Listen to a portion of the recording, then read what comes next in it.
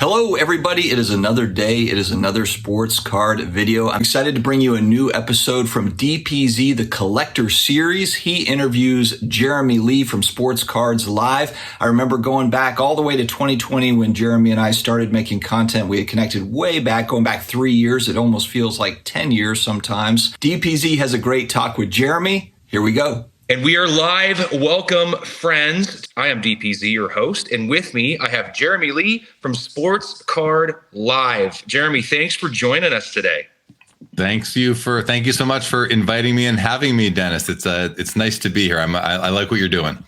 I appreciate that. I think it's been a real fun journey myself, kind of walking through, and we were talking before we press record here, just getting to know a lot of these wonderful people in the hobby, learning so much myself because I don't know anything really. I'm continuing to learn. I think we all are, but everybody has a very distinctive journey that they're on that makes up their hobby experience, and how they cultivate and learn and grow, to me, is just fascinating. Yeah, I'm excited. I'm excited to learn more about what you do and kind of what brought you, because we see you on your lives. We hear about the hockey stuff. I go to you for hockey because I'm one of the few people down here. Well, not few people down here. I wouldn't say that. It's still a growing niche, but I'm a huge hockey fan, hockey and baseball. And I love hockey cards, and I'm, slowly getting myself back into learning more about them.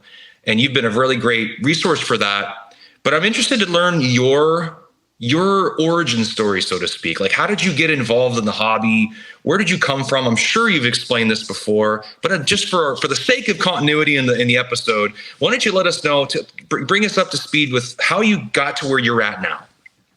Well, there's a lot of years to cover, so I'll try to be as brief as possible. And you're right, I have told this story several times on various podcasts and that, But basically, I started as a kid. I grew up in Canada in a city called Winnipeg, just north of North Dakota. We had an NHL team, the Winnipeg Jets. And I was a big fan. I used to go to those games with my dad as a kid. And in about 1980, I think was the first time, maybe even a year earlier, I saw hockey cards on my cousin's bedroom floor. And I picked them up, and I'm like 8 or 9 years old. I'm like, wow, these are really cool. I've seen these players play, some of them. I liked reading the stats. I liked reading the information about them on the back of the card. And I just thought the cards were cool. I went and bought packs every weekend. I tried to build the set every year throughout the 80s, right through the end of the 80s. And then in 1991, I actually opened up a card shop in Winnipeg, and I had it from 91 till 94. So right in the heart of that junk wax era. So, I've been in this a long time. In the late 80s, I started collecting. I wanted to have the rookie card of every 1,000-point man in NHL history, which was pretty cool because they're all, for the most part, Hall of Famers too. So I was able to start building a nice Hall of Fame collection. But I started that in like 88 or 89. I remember buying a Bobby Hull rookie from Joe Daly's Sports Cards, and that's a 1958 Topps card, and it's a great card. So that takes me through about 94. Second half of the 90s was the one period of my life where I wasn't totally immersed in the hobby. I wouldn't say I took a break, but I wasn't all out buying packs, every week like I was the rest of the time. Fast forward to the year 2000, and I moved out to Calgary, where I am now. And actually moved here 2 years later. But the year 2000, I was on secondment in Ottawa, and I remember just getting onto eBay and seeing cards again seeing cards online for the first time, and buying cards. Started work. I'm working now. I have more money, so I'm just building and buying cards all the time. And then in 2003, I believe, we really had the first patch auto rookie card coming out. In 01, we had the Ilya Kovalchuk autographed rookie, which I thought was really cool because that was the first time we had a real rookie card in hockey that was autographed. And I was right in through the Upper Deck Premier, it was called, and took me through till really 05 when the Cup came out, and you have Sidney Crosby and Alex Ovechkin coming into the NHL. And I'm in Calgary at that point. I'm going to trade nights at Maple Leaf Sports here. I'm meeting other collectors, and I'm very active on the Beckett message board forum back in the day, which is no longer a thing. Well, I don't think it is. And then what happened, Dennis, was I was really the Beckett message boards kind of shut down and everybody moved to a different message board. Like basketball guys went to Freedom Cardboard. I think baseball and football guys went to Sports Card Forum, and the hockey guys went to Hobby Insider, hobbyinsider.net, which is still around. And then Blowout later became the number one destination for message boards. But I went to Hobby Insider with all the hockey guys, got to know a lot of people there, was going to the expo in Toronto twice a year, all the way back to probably 03, 04, and got to know a bunch of people, building relationships, which is a wonderful part of the hobby. In 2012, the owner of Hobby Insider wanted to sell it to open up a pub. So I bought the website from him. And that kind of exposed me to a lot of people and some relationships. And I was also very active in the combat against fake patches back starting in about 06 or 07. I had actually built a website called fakepatchreport.com, which I was overwhelmed and had to fold that up. Beckett Football did an article about that, 15 years ago. So that kind of gave me a bit of, it opened up some doors for me, I guess you could say. And so here I am. I've done that. I buy Hobby Insider in 2012, run it. And then, continue going to Expo, building my collection, expanding my interests within collecting. And then the pandemic hits. And it's March of 2020. And we are starting to realize that, the national probably is not going to happen. The Toronto Expo has been canceled. And there was this Instagram card show that somebody organized, Justin 610 Sports Cards. And I sent a DM. I said, I'll take part in this. So he said, okay, you come on between 2:00 and 4:00 next Sunday. Okay, great. So I do. And I had a really good experience doing that. I had also decided one day I want to sell some vintage graded hockey cards. And I wasn't sure where to do. I don't like the eBay process of scanning and listing and shipping and all that. So I thought maybe I could just go live on a Facebook group and just kind of show card after card. And so I reached out to a vintage hockey group. I said, do you mind if I stream live to your group one night and sell cards? And the moderator writes back, he says, no problem, but you cannot show any cards after 1989. I said, fine.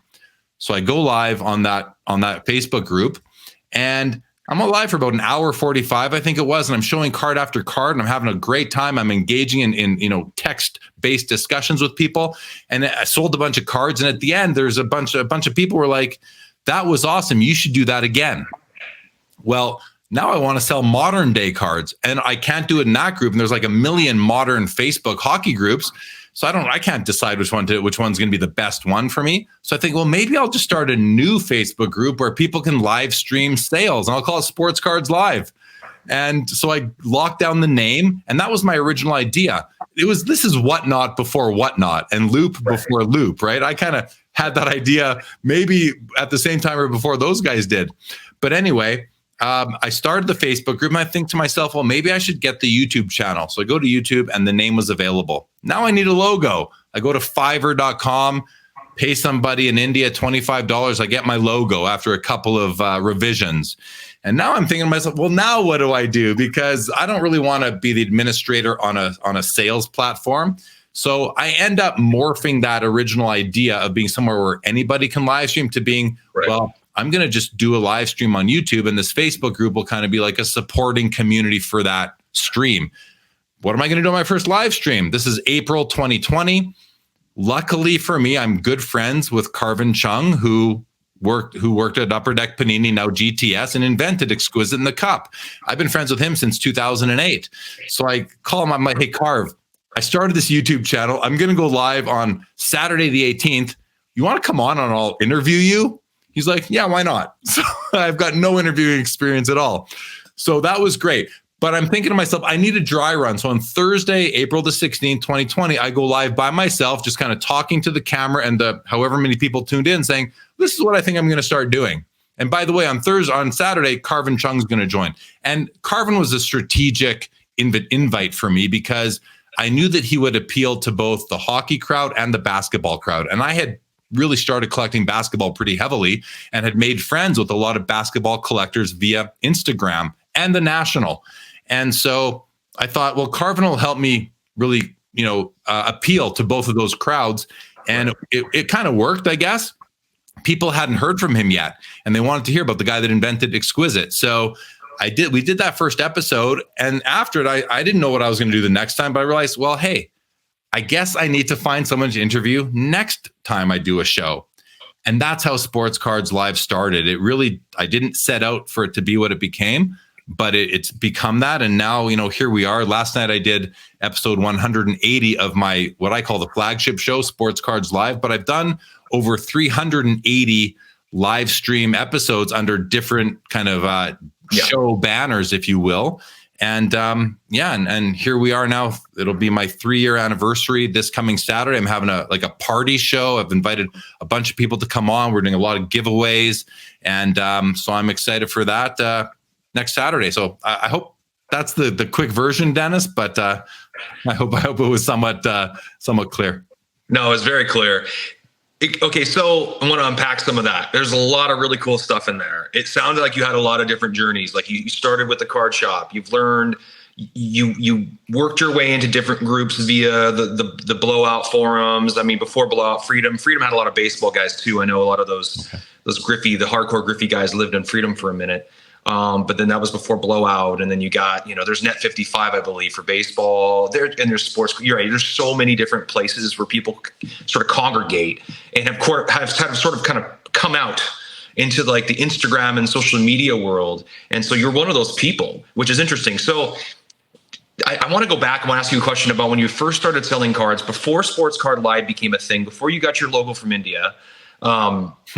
For all these things happened, which I think is awesome to hear. Like, okay, you were specific about all these little milestones, which are interesting to me when you see a show kind of evolve like it has for your show. Your show's, I mean, everybody knows who you are now in the hobby, which is a really neat thing. And I don't think there's a lot of stuff out there, but there's only so many people that everybody just talks about. You're one of them, right? And I think that's because of who you are. You're a gentleman, and I think you respect everybody, and which makes it very easy to like you and to want to hear what you have to say and to tune in to see, the people you interview, because there's, like Adam from PWCC, a wonderful person. When you guys get together, I think it's so much fun. Really great back and forth. You've had a lot of really great people. I mean, there's too many to name. So tell me about when you first came on, though. It struck me. I was like, okay, why? And of course, I think about 1989 O-Pee-Chee hockey cards because that was my year. I remember going up to, so a little story for me, because I can hockey out with you and you're going to get it. I remember going up to my cousin's house. He lived up in Armstrong, BC. So my mom's a Canadian citizen. She's Canadian. A lot of my family, like 50% of my family, live in Canada, where they stretch from basically Ponte, Saskatchewan, where my mom's born, and most of the family still kind of run the town there in the prairies, over to Red Deer, Edmonton, Calgary, and all the way over to, BC, Vancouver, the Lower Mainland, all the way up into northern BC. And we go all the way up there every summer. We take the highway all the way up there to Kelowna, Kamloops, all that. And we visit who I'm named after, Dennis. My uncle Dennis lived up there. He was a doctor in Canada. He was my dad's uncle, but it was more like a brother to him because they're closer in age. I'm giving you a lot of stuff here, but I'll build up to this. So he had a son. His name was Warren, and I'm hoping Warren will watch this show because this might be the one he actually watches. And I always give him a hard time because I was wearing my Canucks jersey in one of my pictures the other day with my son, and he was like, "Where's your Kraken jersey?" I'm like, "Well, it's because of you that I love Pavel Bure so much and this Canucks team that I was just obsessed with when I was a kid." And I remember going up to that house, and he was into cards. I was into cards, but for the most part, I was into baseball cards. I hadn't really collected hockey. And so I go up there, and he's got all binders and binders full of 1989 O-Pee-Chee hockey cards. It's got Sakic's rookie. I think that's about it. I don't know if there's much in that 1989 product. I know Joe Ryan Leach, Fleury. Theo Fleury. Okay, yeah, Theo Fleury was a big one for the Flames. Brian Leach, the Rangers. But I remember really wanting, and my favorite player back then was Brett Hall. And of course he was in 88. So 89 was a second year card. I still like the card. I still think it's a cool looking card. Gretzky has his second year Kings card there. But I remember getting these binders, and I thought it was the coolest thing ever. So I've traded him a ton of Ken Griffey Jr. cards for all these binders, most of which are commons checklists, all this 1989 OP, and a lot of them are beat to heck. And I remember he was trying to make a big deal about Al McInnes's card in that set. And I'm like, it's not even his rookie card. Why are you making a big deal of Al McInnes? But I got all these cards. I know all the names, right? I got all these cards and I took them home, and I still have them to this day. I have all the binders in terrible condition. I don't even know if I think a grader would laugh if they saw them. And I protected those cards. They're the only thing left from my childhood. I had 2 cards that were in these little plastic sleeves and these binders of 89 O-Pee-Chee hockey cards. So when you said on 1889, I was like, well, that was the year for me. I would have made the cut with all my binders of 1989 O-Pee-Chee. Talk to me. That's a long story. I'm sorry to bring it up, but I think it's kind of fun to banter back on that. There's nobody else I can tell that story to that I'll actually understand what I'm talking about. Every detail you said, I can identify with, and you got your years right and everything. So yeah, right. I mean, I geek out on 80s hockey. I just love it. So why only up to 89? Is it because of the mass production of O-Pee-Chee Premier came into 90? You had that really cool class in 1990. You'd think 90 would make the cut. Talk to me about that. Why only 1989? Well, no, I mean, I guess I graduated high school in June of 90. So, and then I took off for a year. I went to Australia to travel. I came back, got a job in a card shop for like a month, and then opened up my own. So I remember the day O-Pee-Chee Premier Hockey hit the shelves for the first time, and I was all over it. I couldn't believe how beautiful it was. And I remember starting, it's a nice small set, 132 cards, and the Yager, the Fedorov was the big card. So, I mean, I collected that set. I collected Upper Deck sets in 90, 91, 1, 2, 2, 3, 3, 4. And then SP came out for the first time with like that Iginla rookie. And then the next year you had the Alfredson and Bertuzzi rookies. I collected those. And I think I collected the sets up to maybe 96, the Joe Thornton year. And then I wasn't doing sets as much. I was buying the odd pack, but that was when I kind of took my sort of break, I guess you could say. Right. Okay. So there was no real cutoff there in 89 for me. I mean, I remember the 89 year, just like you do. It was a great year, but I mean, I wasn't, I'm no longer in high school after the 88, 89 set came out. I think that was grade 12 for me when that came out. So that's really the only thing there. Well, I think a lot of folks don't even collect through their high school years, or for years, the secondary years. Like, you don't collect through that. I mean, the fact that you collected through 89 anyway is a testament to your love for cards and hobby. I'll put you on the spot now. This is a fun one, just because I know, because we'll just keep segueing into this. What's your favorite 1980s hockey card design? What year? What year's your favorite? My favorite design is probably the 84-85 set, the Yzerman rookie year. I remember when that came out and I was building the set as a kid, and I just loved that there was that picture on the bottom right in the circle with the headshot. I thought that was so cool too. You get to see what the player looks like if you don't already know, as well as an action shot. That set to me, I love that year. I love every set that decade, though. I mean, isn't it great? The design changes so drastically year to year. Unlike nowadays, with whether it's Upper Deck or Prism or Tops, like I can't tell them apart year to year. In the 80s, you look at any set, any sport, you know exactly what year it is. There's no confusion. Right. I think it's the gold. I mean, it's for me the golden age, because I really loved hockey cards back then. I couldn't find a Gretzky to save my life. I had all the 90 Upper Deck and 91 Upper Deck Gretzky cards you can find, but I never found any of those older Gretzkys in the 80s, because I remember my uncle had a couple of them, and he had them in those big old fat screw downs, and he was never going to let me touch them. I could look at them, but Gretzky was like the thing. My aunt and my uncle are big Hab fans, big time Canadian fans, because well, he's not technically related to us, but he married into our family. Jean Bellevue married into our family, so we obviously have an affinity for the Montreal Canadiens and that team and all of that. My house too. My wife's from Montreal and her whole family, so they're big Montreal Canadiens fans. Big Canadian fans, yeah. And the Canadians are like the New York Yankees of hockey. They kind of have that dynasty. All right, one more card question for you. Well, no, that's not. I'm not gonna lie. There's no way this is gonna be the last question I ask of you. But the Cup card from the early 90s, the hologram card, is that really a big deal? It was such a big deal when we were younger. Is it still a big deal? Yeah, I think it's still a big deal. I mean, its place in history makes it a big deal. It's really the first it's the first serially numbered card in hockey. It's the first time that there was like a golden ticket or like an insert that was very rare. You know, you had inserts throughout the 60s, 70s, and 80s, but they were one in every pack. You know, this was a card that was impossible, even though it was numbered out of 5,000, it was impossible to find because they printed, you know, you can make an island out of how many cases of that stuff that they printed back in the day. They were running the presses 24/7 at the Pro Set factory. So it was very hard to find. And it's still, I had, like, think at the last Toronto Expo, I think I had 3 of them. I've picked up several. I now only have 1 left, my own personal collection copy, but I had 3 others. I sold them all in Toronto. One guy bought 2 of them off me because now he's speculating on them. He's hoping that they become something really big. I think it's a card that if you were in the hobby during that junk wax era and you're a hockey guy, everybody pretty much wants a copy of that card because they remember how elusive it was back then. And if you had one, I mean, you had a crowd gathering around you in the schoolyard, you know, in grade school or whatever. It was that big of a deal.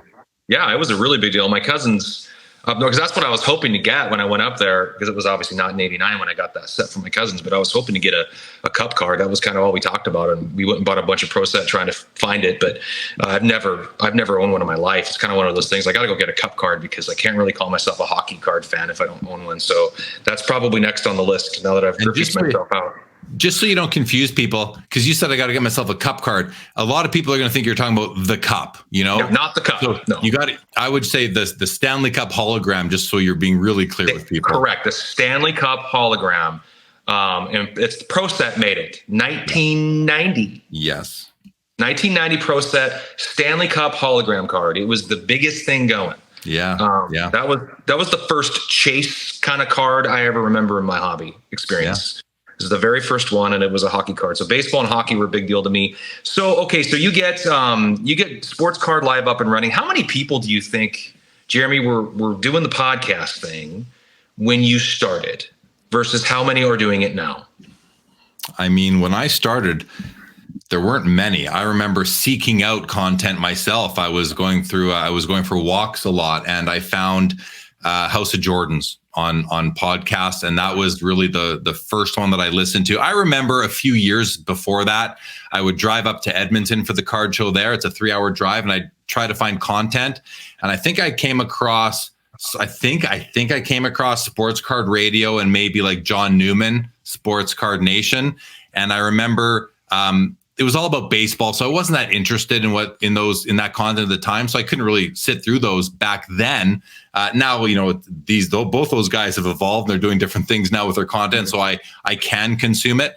But back then, so there wasn't many people really. Probably more than I knew of. I think you had Wax Museum podcast. You had Sports Card Nation.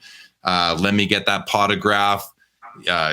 House of Jordans, and maybe like another few that you couldn't even, 5 or less. So I don't know the exact answer, but there was not a lot. YouTube at the time was mostly just people showing their collections. That's what YouTubers were doing back then, maybe the mail days, but there wasn't aware of any actual like content. And then Josh Johnson did Cardboard Chronicles. So I was watching his first few episodes of that, which I really enjoyed. And, but that's all I can think of right now.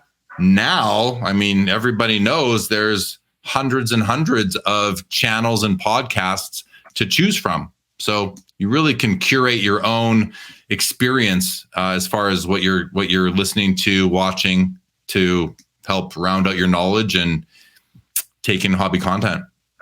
Well, I mean, I feel maybe you can give some shout outs here, but I mean, you are universally known as the hockey guy. You kind of carry that torch whether you like it or not. Do you feel like there's other people out there that've got some great content and supporting hockey cards? I mean, what's that gentleman you've brought on before? You've done a lot of episodes with. He's got some really good content. I'm forgetting the name. I haven't watched a lot of it yet. You would know it, of course. But I should do my research. I'm sorry. Are you talking about Josh Madigan from Hockey Cards Gong Show? He's been co-hosting. There you go. Gong Show. Yeah, the Gong Show, the Canadian. Yeah, So I don't consider myself to be a hockey guy or the hockey guy as far as my content goes, because I've had with my 380 something episodes, and I've interviewed over 250 unique people over those episodes. I cover so much more than just hockey. My only true hockey episodes are now Sunday nights covering the PWCC weekly hockey. But I do the whole premiere auction with Adam one Thursday per month. And then my regular Saturday night Sports Cards Live episodes aren't hockey focused. I mean, sometimes it comes up, but it's definitely, I am not a hockey channel. I'm simply not. But there are some great hockey channels out there and podcasts. And yeah, I'll shout out Hockey Cards Gong Show. You've got the Center Ice Cardcast. They do a podcast. You got Coach Co and the Cartel. I mean, those guys cover hockey. I was just watching them on YouTube before I met you here today.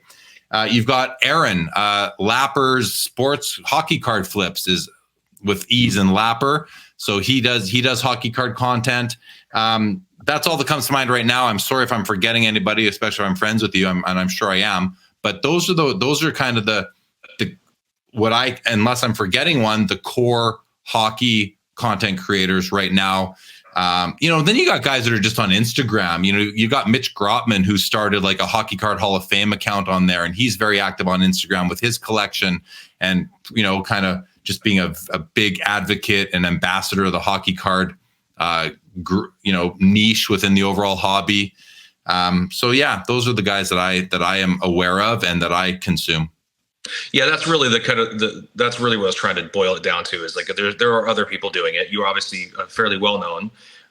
Because you transcend, you cross over all these different sports. So but everybody knows, there's no mistake about it. You're a big hockey fan. And yeah, because I show my collection is 90% hockey. I used to think it was more like 70, but I've run the math now on my collection. I've actually done the numbers on it. And my collection, if I look at what I call my PC count, 88% hockey in my collection out of about 2,600 cards right now that I have kind of organized. That's a good number. 88 is a really good number. I'd stick with that number. It's a very good hockey number for an amazing hockey player that we should all celebrate someday. Yeah. Okay. Now there's a lot of great hockey content out there. I think that, without giving you all the credit, I think that has something to do with you. I know you've been out there pushing hockey, and a lot of people know who you are because of that. I mean, otherwise I wouldn't have known who you were.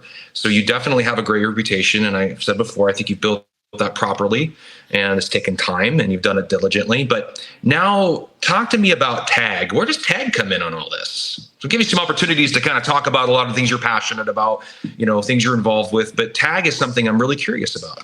Yeah. So, I mean, listen, I have this new line, Dennis, that I say to people in the hobby or out of the hobby: start a podcast, change your life. Now, it's not going to happen for everybody, but that when I told you earlier today, when I decided to just go live and call Carvin up, and I mean, those decisions in March, April 2020 literally changed the course of my life. The rest of my life changed simply because I got behind the camera one day. And that leads into tag. If I don't start my podcast, I am not working with tag right now. I'm not an investor in tag right now. Tag is still around without Jeremy Lee, but I'm not a part of it if I don't start my podcast 3 years ago. So what happened there was in July of 2021, I'm a CPA by trade, a 25-year career doing that, finance and accounting. And I was working for a company. We were in the retail business here in Canada. We grew from 0 to 110 stores coast to coast. We were the biggest retailer in our industry very quickly. And so we built that up, and we sold the company. We started that in 2017. We sold the company in July of 2021. And I went we sold to a NASDAQ listed company, and I went to that company, still in the same city and everything. Here I live in Calgary, Alberta. And so I knew right away that the culture was going to change. Our CEO was the first one to leave. He was a friend of mine that started the company with. And And so I wasn't sure what my future was going to hold professionally. So I went to the National in Chicago that year and I'd already been doing my show now for almost a year and a half. And I thought, I'm going to go to the National to do a couple things. Number one, find cards for my collection, meet up with people that I'd met through doing my show and just through Instagram and that. Find guests for future episodes, because back then it was harder to find. I had to wrangle guests. Now it's easier for me to get guests, but so I'm like, I'm going to go find guests for the next 6 months, and I'm also going to be open to opportunities because I don't know what my professional career is going to hold. So I rent a table and 2 chairs. I get some banners printed up, and I set up a table at the National. And fast forward, I'm at the National. And I'm sitting at I had like a bar table, with two high chairs, and people were coming up and chatting with me because they knew me from my show, and I had a great time. Right. At one point, I've got some people kind of around me, we're chatting, and I see this group of guys kind of waiting. I could tell they were waiting for me to free up. So I free up, they walk over, and it happens to be the founder of TAG, Steve Cass, and 2 of the co-founders, 2 of the Michael and Mark Cook. And they say to me, I don't know who they are. They say to me, hey, Jeremy, we're with these guys and we'd like to show you something. So they've got their iPad and they open it up and they show me the presentation about tag grading. And I was like, I didn't think that AI grading was possible, but you guys are doing it. And they were very impressive, and they're still very impressive.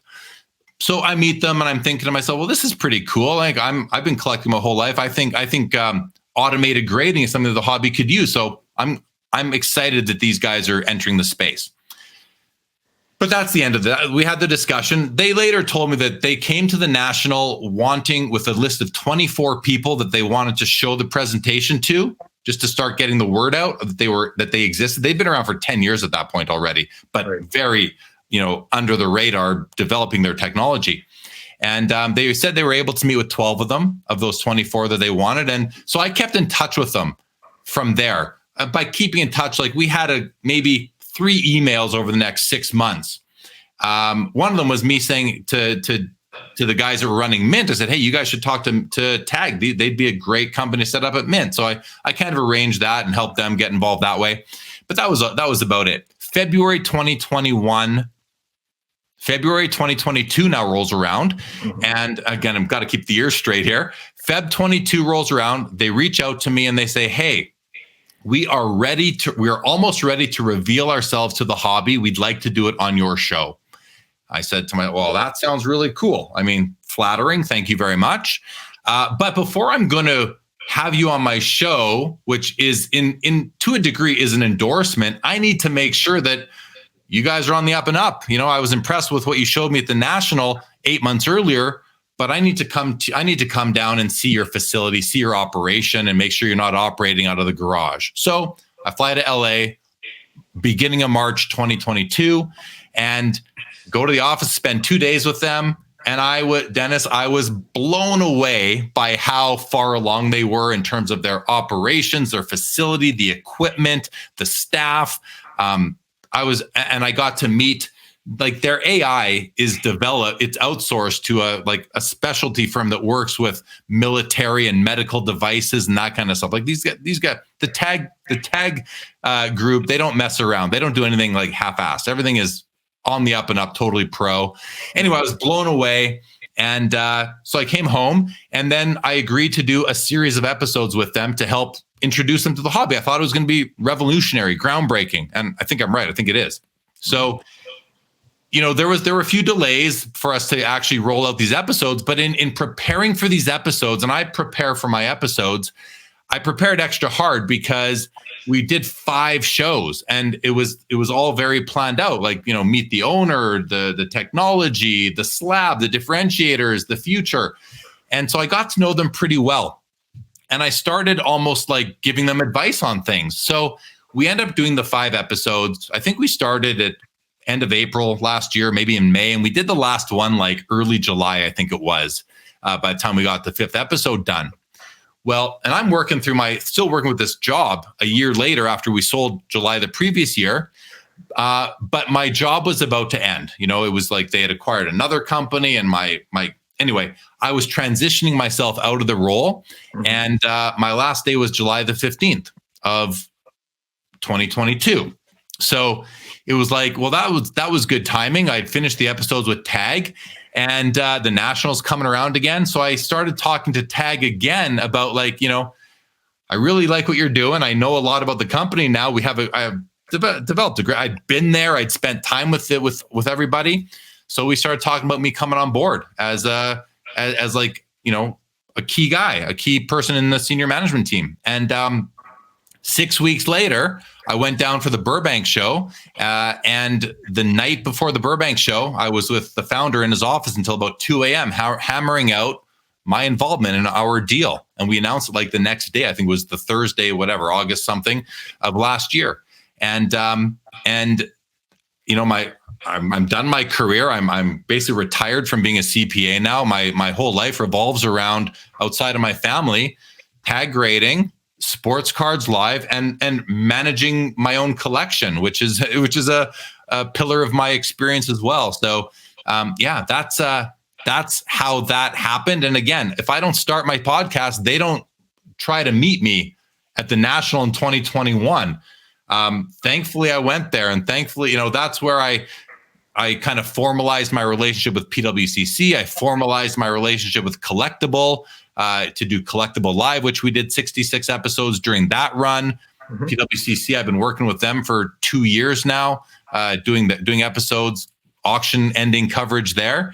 That's a whole story too, they're all stories. But anyway, I think I've been going off for a while here. That's how I joined Tag, and here we are launching the company, and I think we're about to blow up kind of later this summer. That's terrific. No, you're not going on too long here, Jeremy. The point of this whole show is about learning about what you've done and how you've done it and how you've come to be where you're at now. And I think it's important for people to hear about all those little steps along the way, because it takes time. And I think we're in a culture right now, in a society where, because everything's so quick and at our hands. And so, it's a fast drive-through mentality. It's like, if I don't get it right now, it's not going to happen. Where that is not true. I mean, good things come to those who wait and put themselves in good positions and make sure that they are taking good steps along the way, because everything will come back. So you always want to be mindful. Of course, this is the manager coming out of me, but you want to be mindful as you navigate this on all these landscapes. You don't burn people behind you. You got to be really careful to build a really solid relationship and leave things better than where you found them. And as you continue growing and continue becoming, more evolved in your career as an adult, as a hobbyist, then you put all those things together, and then you can start doing some things you never thought you'd ever be able to do. Going to the National is another step. I mean, some people haven't gone to some of these shows. They're not going to the shows. They might be thinking, well, I'm doing my part. I'm one of them. I was going to go to Mint, but I had other obligations I couldn't skirt from for work. But National, there's different things like that. You gotta go and introduce yourself to people. Be there. You took that step, and it rewarded you. And I think that's important for a lot of people that are in this hobby to hear and understand. Is it takes time. It's not like all of a sudden stuff falls in your lap because you just happen to be a nice guy. You had to go out there and work hard and put it together. So bravo to you. Wonderful story on that. So you got tag grading. Okay, while we're in stories, PWCC, how did you get involved with those folks? Well, yeah. So that was very organic. So what happened was, I guess we're now going back to like February of 2021. Hobby was hot. Hobby was hot as it's ever been, February 2021. Right. And I remember PWCC was still selling on eBay. And back then they, baseball Monday, football Tuesday, basketball Wednesday, hockey Thursday sort of thing. So I remember it was the Thursday night or whatever night it was that the hockey auctions were ending. And I was really excited because there were a lot of cards that I was either interested in buying or cards I owned. I wanted to see what they were going to end at. So I remember I was coming down to my desk here. I'm at a desk right now. I was coming down to my desk, and I was going to turn on my computer, and I was going to watch these auctions end, because they ended 5 seconds apart. You know what I mean? And I was going to do some bidding. And as I'm coming down my stairway into my basement here, I'm thinking to myself, I'm going to go hang out by myself. Why don't I just live stream me watching these auctions? I mean, I'm sure other people are watching them too. Yeah. So I decided, like, literally 5 minutes before I went live, for the very first time covering an auction is when I decided to go live covering an auction. And so I did. And I lined up all the different tabs on eBay. And, as we're in, StreamYard is StreamYard's an amazing tool for what you and I do. Absolutely. And so it accommodated that. And I sat here for, 2.5 hours watching the auction with I already had an audience. So watching with some of the audience members who, Jeremy's live, let's see what he's doing. And it was so much fun. And then people like, this is awesome. You got to do this again next month when they do it. And that's how it started. So I start covering them that way. And then they announced that they're doing a premiere auction. I'm like, well, I guess I'll cover this premiere auction too on their own. They're still on eBay, but they had their own platform. It was in its infancy.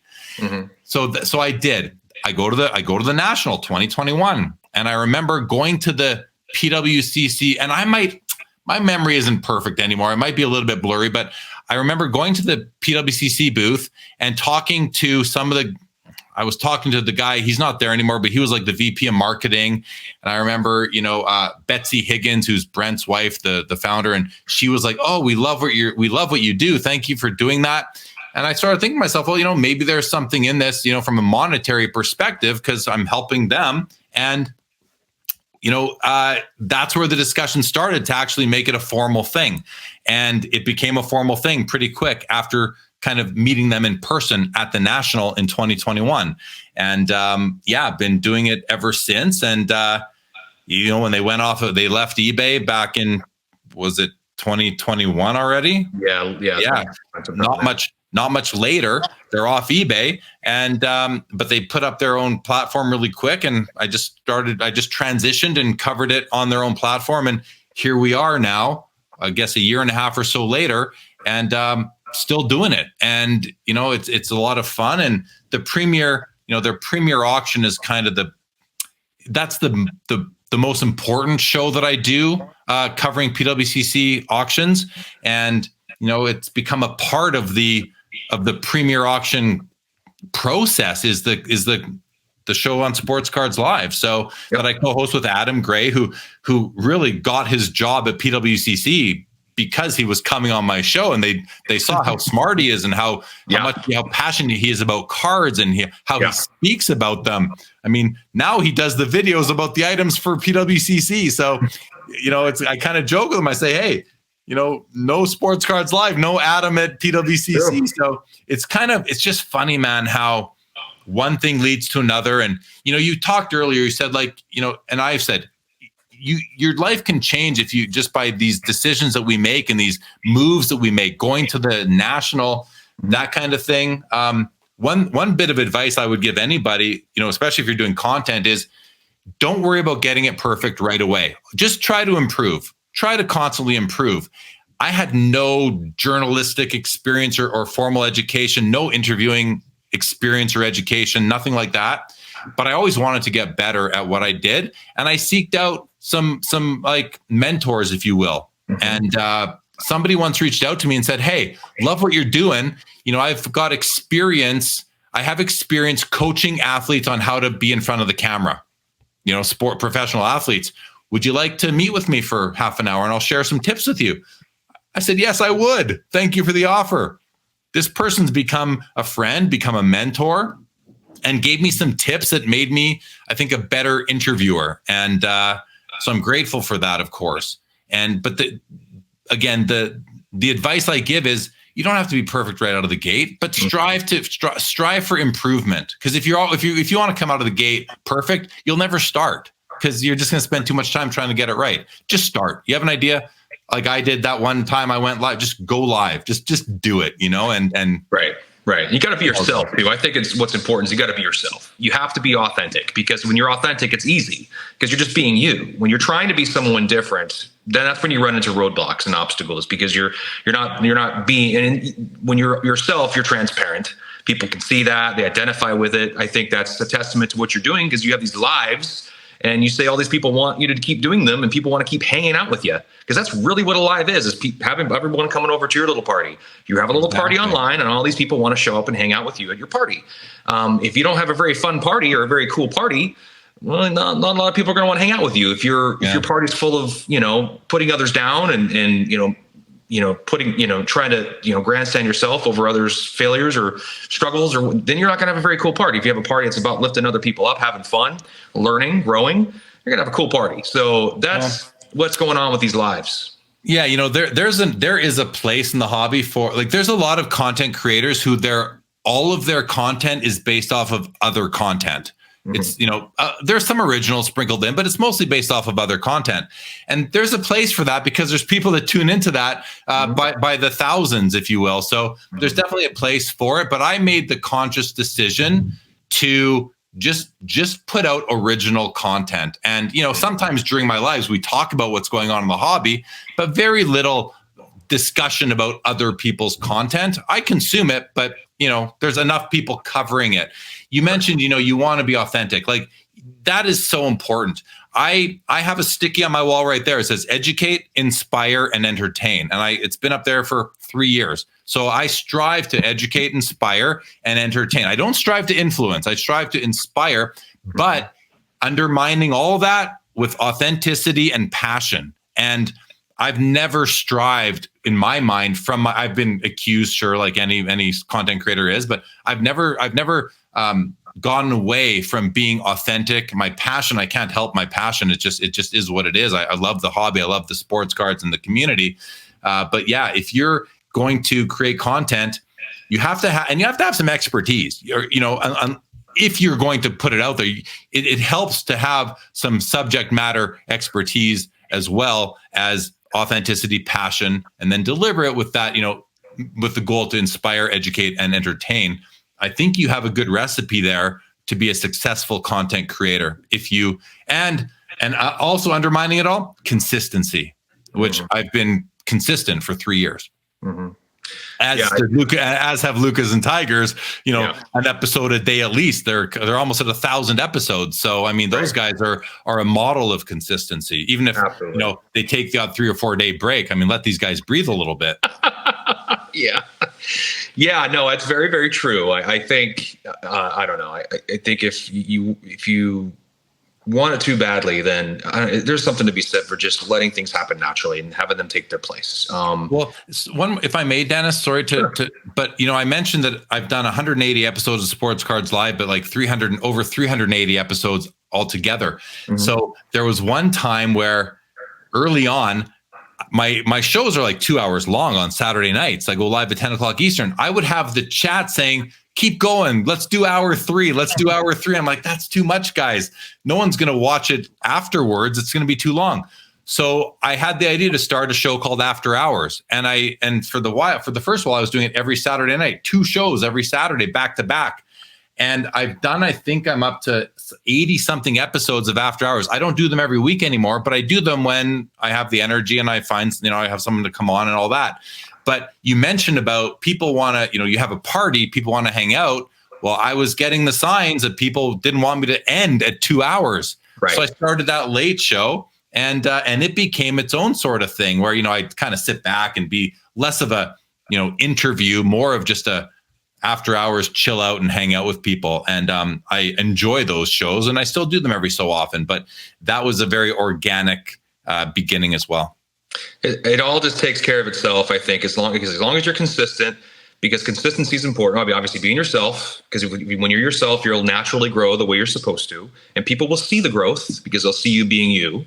I said the second thing is consistency. I agree with you there. If they're come to expect seeing it, and if you don't see something, everybody starts wondering where it's at. That's a good sign. I mean, it's a sign that you've been very consistent and you've been delivering on that. And I think it's been basically burned into folks' brains. Like, okay, this is going to happen. I can expect it like the sun coming up every morning. That's a wonderful thing. That's the model of consistency everyone should aspire to.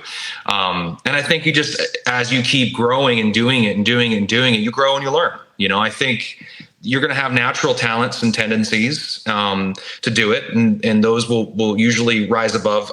Those things will take care of themselves. But content matter, understanding more and more. I think there's a lot of stuff going on in the hobby, but what I love the most is listening to all these stories like the ones you're telling me, and I've had all these wonderful hosts on this or wonderful guests on this program, and learning how they've gotten to where they're at, all the different things they've had to do to get there.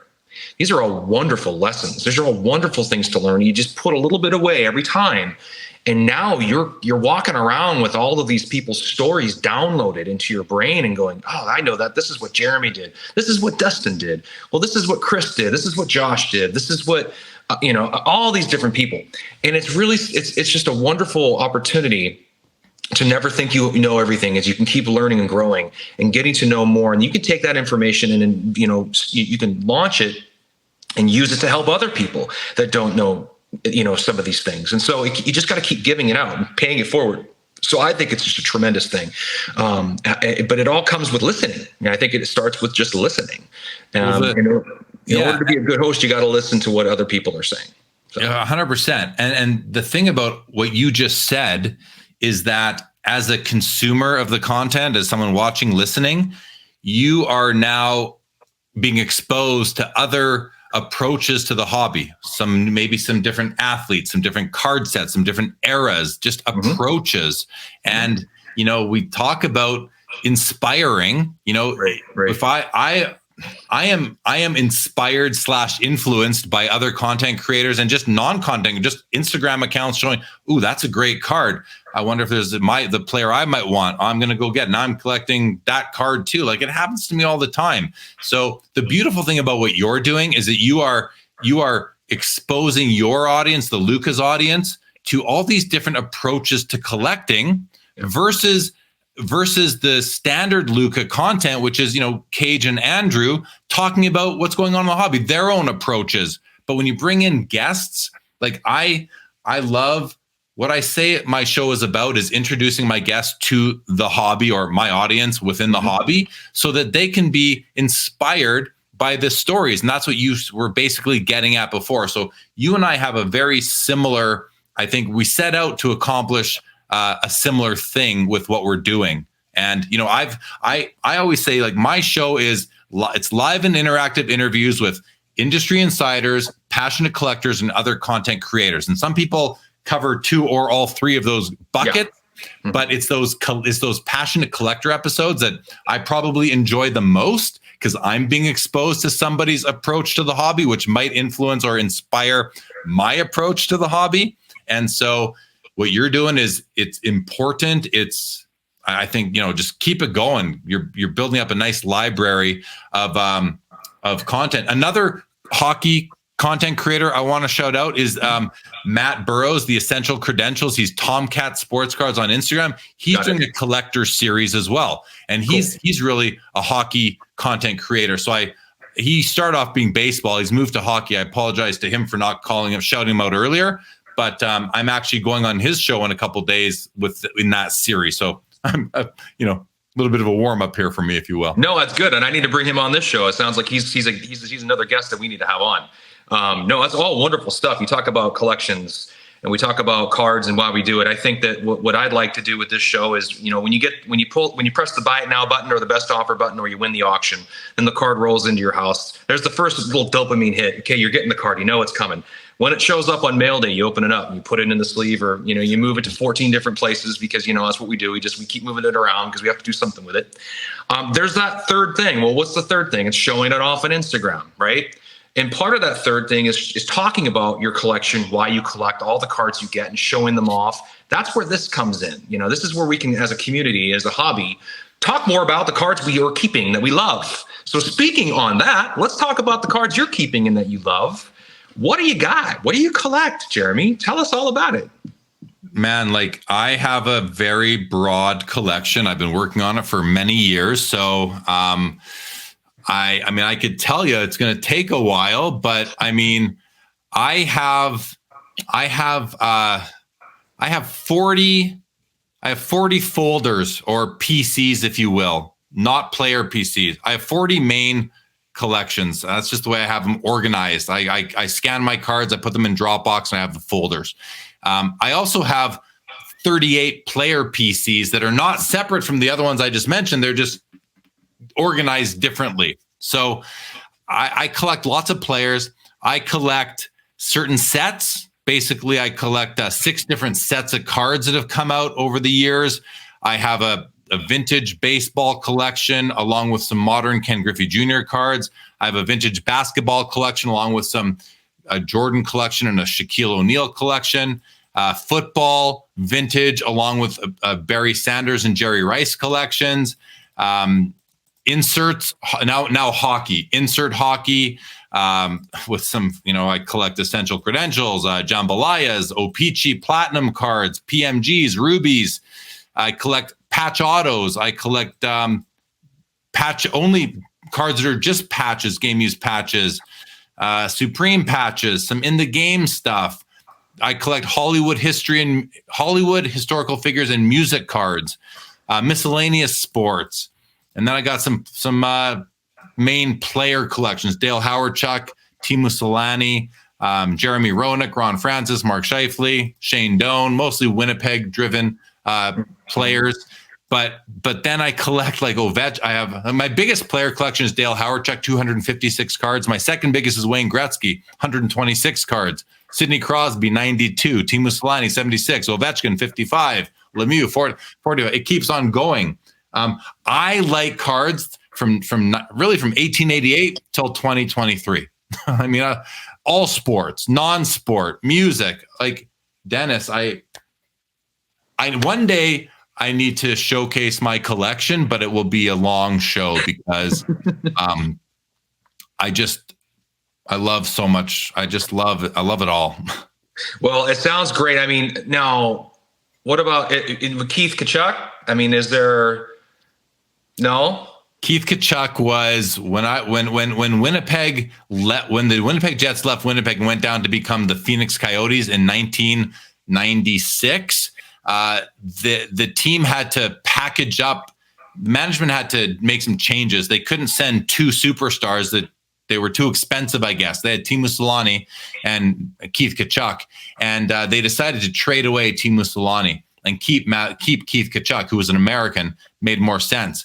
I was a huge Selanne fan. In Winnipeg, Tkachuk was not beloved. Selanne was beloved. So when the team made that decision, they traded away the wrong guy. They traded away Selanne to the Anaheim Ducks, and they kept Keith Tkachuk. And that was a heartbreaking day for me as a Jets fan, and for all Jets fans. Everyone would have wished they traded Keith Tkachuk away. So I wasn't a Keith Tkachuk fan, even though I was a Jets fan. He was kind of known to have a bit of attitude on the local scene, and he was my age, so I'd see him out at the bars, and he wasn't the nicest guy. Selanne was the nicest guy. Now, my opinion of Keith Tkachuk has changed now, as he's an adult, just like I am. But back then, we were both, what were we, 19 years old, and he wasn't mature yet. So no Keith Tkachuk cards. I'm a big fan of his sons as hockey players. Matthew Tkachuk might be my favorite player in the league right now. Oh, he's really, really terrific hockey player. I mean, wow. Yeah, and when you put those two together, it makes sense that he came from there. But yeah, I kind of setting you up there. Sadly, I'm sorry, I shouldn't have done that. I know you're a Selanne guy, and that's okay. I definitely know I know the history behind that. I kind of threw that softball at you, but no, Teemu Selanne was the guy. Teemu Selanne, he was chasing his cards back in the day. It was so much fun, and I had the French Canadian rookie version of the Upper Deck, and there's the Parkhurst when that came out. I don't think it was his rookie year. I think it was the following year. But when the Parkhurst came back with those really beautiful cards. He's pretty special. Him and Pavel Bure and Brett Hall are like the guys I just love. But so okay, just because we're running up against time here, and I got to run too, and I know you got stuff going on. So let's do this. Let's finish off the episode with a conversation. What I'm going to ask you, and I do this every time. So, bear with me.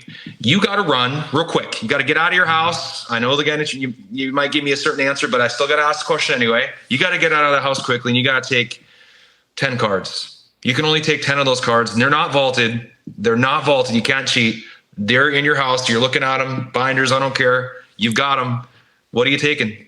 Yeah. So first of all, my cards are not vaulted. Vaulting is not for me.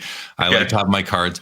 What am I taking? So as I told you earlier, like this question is so painful for me because I don't know that I can. Most people say, what's the one card you take? I'm like, at that point, let them all burn. I don't like, how do I pick one? But if that's the case, I'm gonna probably base it on value because if I'm only gonna have 10 cards, I may as well pick the ones that are worth the most. Because at that point, I'm gonna be devastated and maybe quit the hobby altogether because I'm devastated that I've lost my collection. Yep. But so I've got a 51 Mickey Mantle Bowman rookie. That's in really nice grade that I would have to keep that one. My Gretzky, two of my Gretzky rookies, I have a Topps PSA 9 and O-Pee-Chee PSA 8. I'd probably keep those two. My Michael Jordan Jambalaya is one of my more valuable cards. My Michael Jordan Platinum Portraits is one of my more valuable cards. My Ken Griffey Jr. Star Rubies, which is it's one of my favorite cards. You have that card? Yeah. I do. And mine is actually like the nicest of all of them. It's got it's a Beckett 9, but it's got, it's a mint plus 395s and a 10. So it's the highest graded one by Beckett. And I don't think PSA has anything higher than a 9. So wow. I think it's the best one out of anyone that's been graded. Wow. So there's that one. And then after that, I'm probably going to pick out a couple of Solani cards, a couple of Howard-Chuck cards, and call it a day. Oh, and of course, I've got a Gretzky PMG green from 2012 retro. I got the Crosby green. Have to keep those just from a value perspective. So, but I wouldn't have time to go through and find them. Like, I've got a beautiful Wilt Chamberlain rookie, a Bill Russell rookie. Like, how do I my Jim Brown? My Jackie Robinson, I'm taking Jackie for sure with me.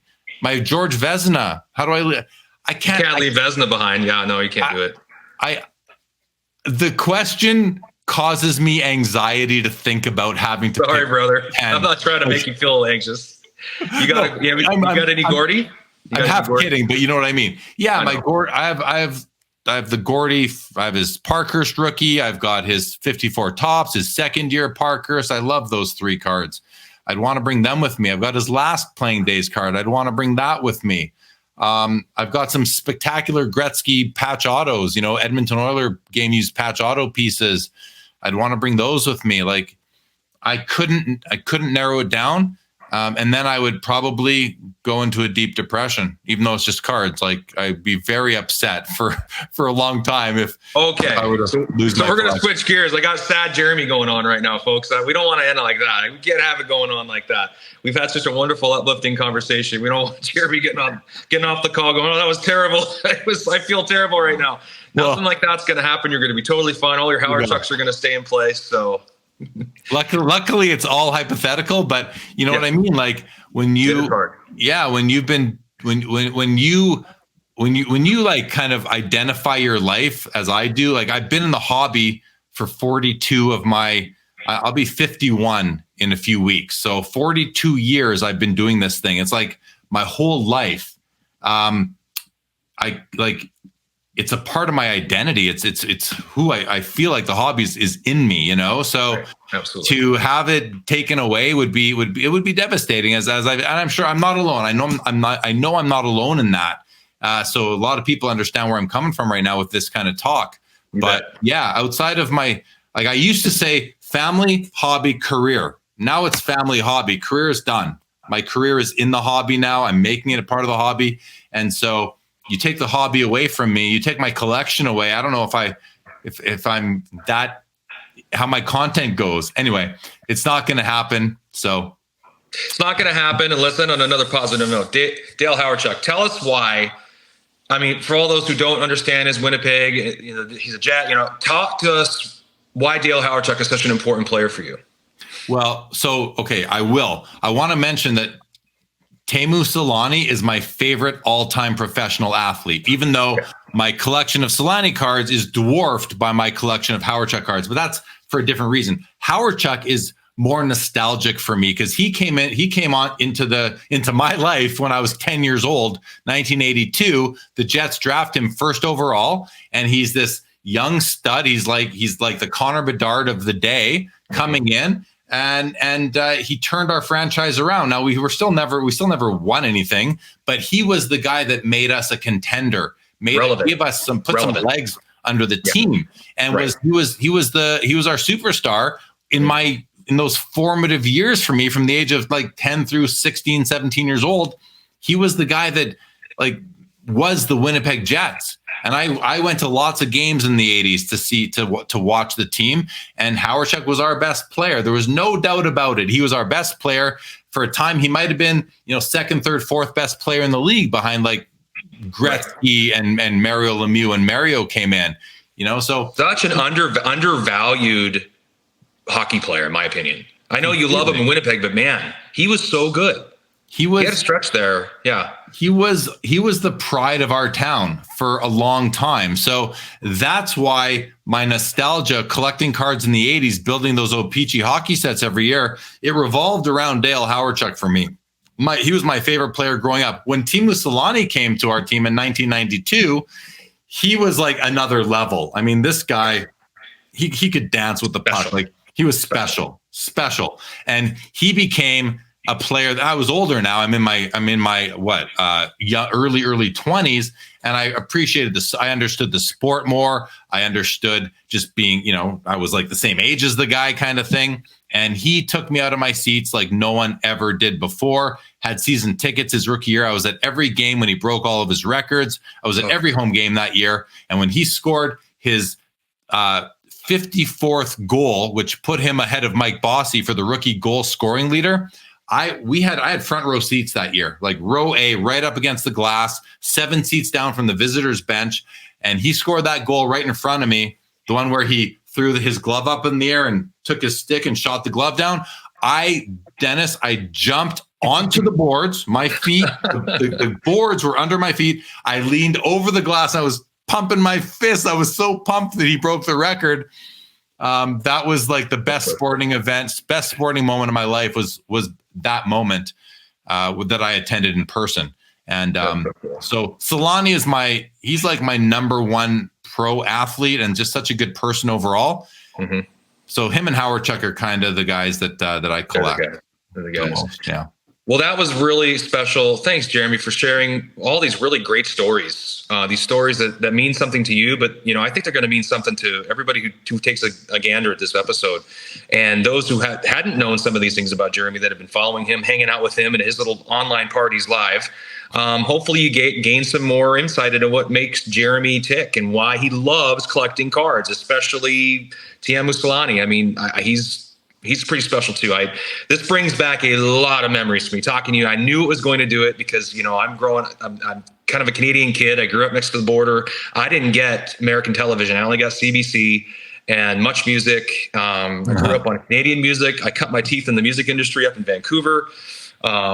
So yeah, I knew the guys in Default, Nickelback. I mean, I know that maybe that's going to get me in trouble saying that, but I grew up on all that stuff. Like, my favorite band of all time is the Matthew Good Band. I mean, I'll say it still now, even though he kind of got in some trouble, but these are super important things to me and my family. And so it's been really exciting to have the Kraken here in town because I've just been able to fall in love with hockey in a whole new different way live because our bank is the primary sponsor. So we go to a lot of hockey games, and awesome. I cannot tell you how exciting that is. My son's taking skating lessons. He wants to play hockey. So it's really, really, really fun to talk to you and kind of walk through some of those days together.